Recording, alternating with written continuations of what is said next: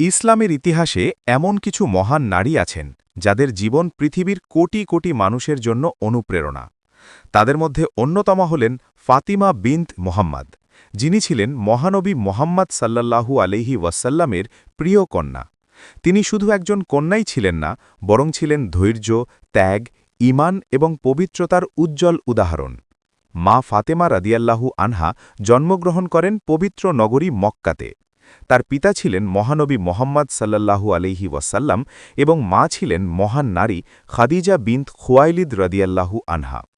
শৈশব থেকেই তিনি ছিলেন অত্যন্ত শান্ত, বিনয়ী এবং আল্লাহভীরু। তিনি তার পিতাকে খুব ভালোবাসতেন এবং সব সময় তার পাশে থাকতেন, কষ্টের সময় বাবার পাশে।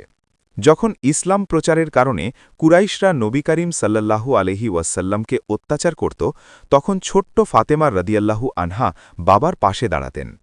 একবার কাবা শরীফে নবীজি সাল্লাল্লাহু আলাইহি ওয়াসাল্লাম সিজদা করার সময় কিছু দুষ্ট লোক তার উপর উঁটের নাড়ি ভুড়ি ফেলে দেয়। তখন ছোট্ট ফাতেমা দৌড়ে এসে সেই ময়লা সরিয়ে দেন। ছোট বয়স থেকেই তিনি ছিলেন সাহসী ও বাবার প্রতি অত্যন্ত ভালোবাসাপূর্ণ। হজরত আলী রাদিয়াল্লাহু আনহুয়ের সাথে বিবাহ। পরবর্তীতে মা ফাতেমা রাদিয়াল্লাহু আনহায়ের বিয়ে হয় মহান সাহাবী আলী বিন আবি তালিব রাদিয়াল্লাহু আনহুয়ের সাথে। এই বিয়ে ছিল খুবই সহজ ও সরল। তাদের সংসার ছিল দরিদ্র কিন্তু ভালোবাসা ও ঈমান ভরপুর। সন্তান সম্ভব আজীবন। মা ফাতেমা রাদিয়াল্লাহু আনহা ও হজরত আলী রাদিয়াল্লাহু আনহুয়ের ঘরে জন্ম নেন ইসলামের ইতিহাসের দুই মহান ব্যক্তি, হাসান ইবনে আলী রাদিয়াল্লাহু আনহু, হুসাইন ইবনে আলী রাদিয়াল্লাহু আনহু। তারা ছিলেন নবী করিম সাল্লাল্লাহু আলাইহি ওয়াসাল্লামের অত্যন্ত প্রিয় নাতি। নবী করিম সাল্লাল্লাহু আলাইহি ওয়াসাল্লামের সাথে গভীর সম্পর্ক।